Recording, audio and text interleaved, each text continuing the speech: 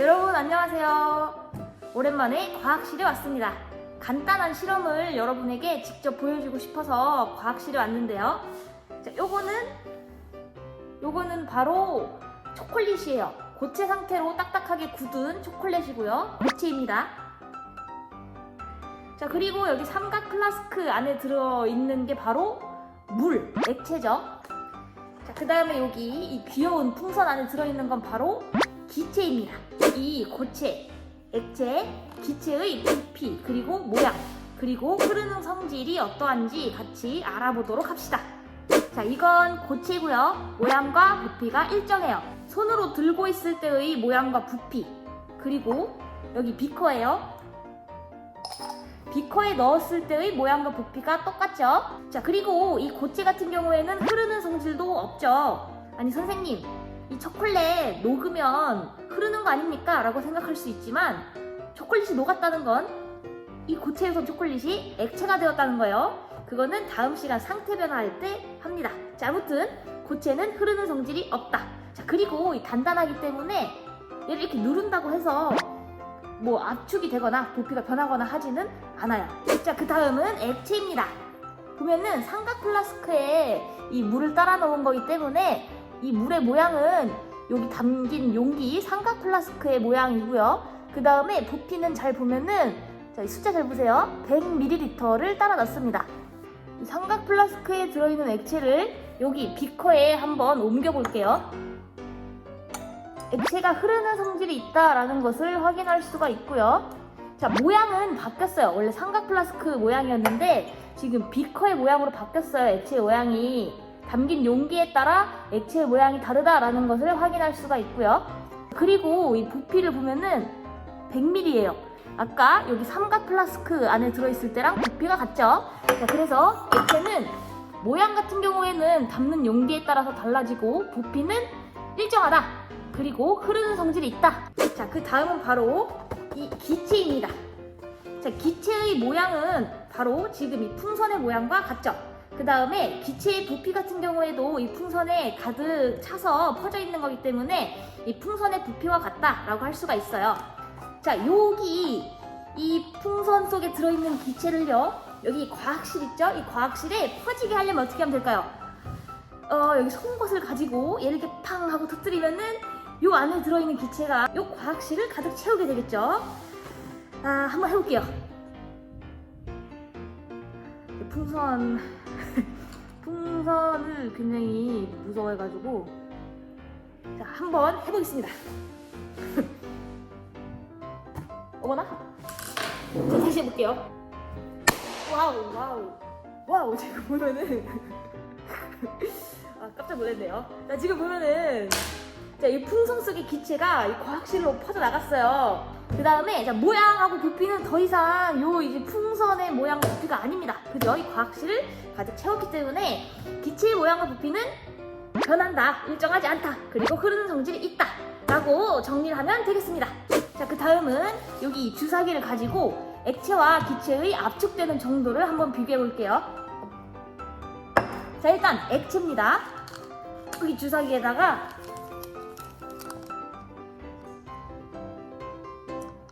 자, 이렇게 하면은 여기 액체가 들어간 거 보이죠? 자, 마개를 막고, 자, 꾹 눌러볼게요. 압축을 시켜보는 거예요. 자, 어떻게 되나요, 지금? 제가 정말로 열심히 누르고 있는데 지금 압축이 잘 안 되죠? 그죠? 압축이 잘 되지 않습니다. 액체 같은 경우에는. 자, 기체를 압축을 해보고 싶다 라고 하면은 이 물을 빼요. 물을 뺐죠? 그 다음에 다시 이렇게 하면 슝 하고 기체가 들어갑니다. 그리고 마개를 막아요.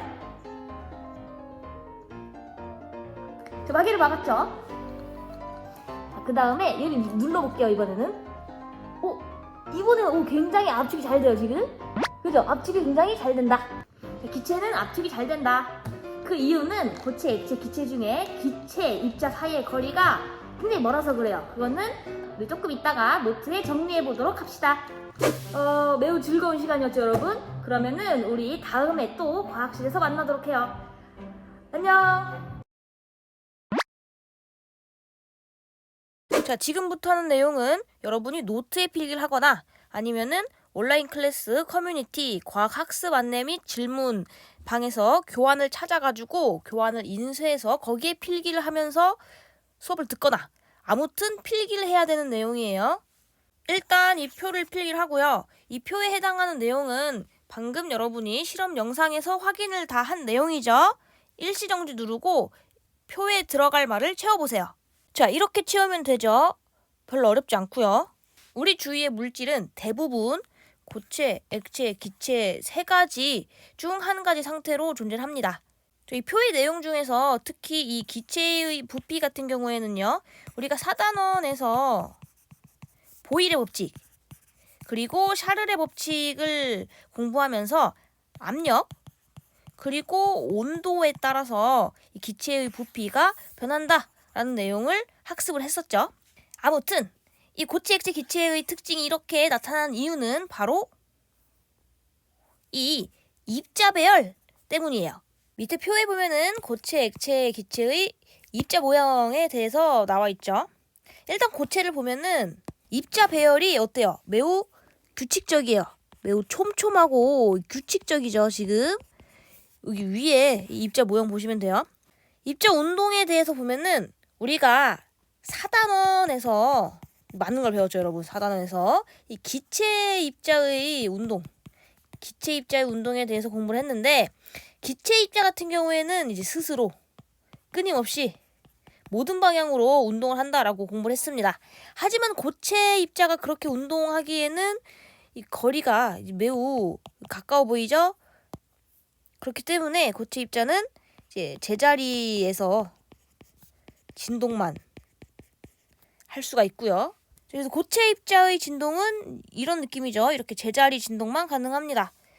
사실 이제 여기 있는 입자들이 하나하나가 전부 다 진동을 할 건데 그렇게 움자를 만들기가 너무 어려워가지고 이제 한 개만 표현을 해놨어요. 아무튼 이렇게 제자리에서 진동만 할 수 있는 상태이다. 자유롭게 움직일 수는 없다. 입자 사이의 거리는 보면 알 수 있다시피 매우 가깝죠. 매우 가깝다. 고체 입자 같은 경우에는 수업 시간을 생각을 하면은 이해하기가 쉬워요. 자, 여러분 하나하나가 곧 이제 고체 입자라고 생각을 하고 수업 시간에 요러한 이 책상에 여러분이 매우 규칙적으로 앉아 있죠. 그리고 수업 시간에 뭐 갑자기 뭐 이렇게 춤을 춘다거나 아니면은 뭐 밖으로 막 뛰쳐나간다던가 뭐 갑자기 막 앞으로 나와가지고 덤블링 한다거나 그런 친구는 없죠. 그죠? 사실 수업 시간에는 뭐 필통에서 연필을 꺼낸다던가 아니면 뭐 그냥 살짝 머리를 긁는다던가 그 정도의 이제 제자리 진동만 가능한 상태고 여러분이 막 자유롭게 막 이렇게 뛰어놀고 이럴 수 있는 상황은 아니죠.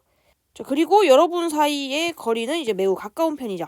자, 이러한 수업 시간이 바로 이제 고체의 상황이다 라고 생각을 하면 되고요. 두 번째로 액체 입자를 보면 일단 입자 배열. 자, 입자 모형 보세요.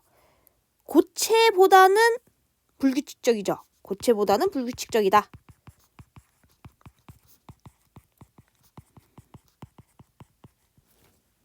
자, 입자 운동은 고체보다는 활발해졌어요. 고체보다는. 그래서 이제 비교적 활발하다. 고체보다.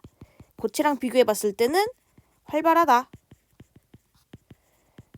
라고 하면 됩니다. 입자 사이 거리는 어때요? 고체보다 가깝죠. 그래서 고체랑 비교를 해봤을 때 가깝다. 비교적 가깝다라고 하면 됩니다. 어렵지 않죠? 액체는 쉬는 시간을 생각하면은 이해하기가 좀 더 쉽죠. 수업 시간처럼 여러분이 뭐 규칙적으로 앉아 있는 건 아니기 때문에 고체보다는 불규칙하다라고 생각할 수가 있고 그 다음에 여러분이 이렇게 앉아가지고 꼼짝도 못하고 그런 상황은 아니고 뭐 일어나가지고 뭐 화장실에도 갈 수 있고 하죠. 그래서 입자 운동도 비교적 활발하다라고 생각할 수가 있습니다. 하지만 여러분이 학교 밖으로 벗어날 수는 없죠. 학교 안에서 돌아다녀야 하는 상황이기 때문에 여러분 사이의 거리, 입자들 사이의 거리는 비교적 가깝다라고 할 수가 있어요. 자, 마지막으로 기체예요. 기체 같은 경우에는 입자 배열이 가장 불규칙하고요. 매우 불규칙하다. 불규칙적이라고 씁시다. 불규칙적하다. 그 다음에 입자 운동 같은 경우에는 여러분이 4단원에서 공부를 했어요. 끊임없이 움직이죠. 매우 활발해요. 매우. 움직임을 완벽하진 않지만 움직임을 표현하자면 이런 느낌이에요. 매우 활발하다. 입자 사이 거리는 매우 멀다. 공간 한계로 이렇게 표현을 했지만 기체 입자 사이 거리는 사실 굉장히 멀어요. 요것도 너무 가깝게 표현을 한 거예요.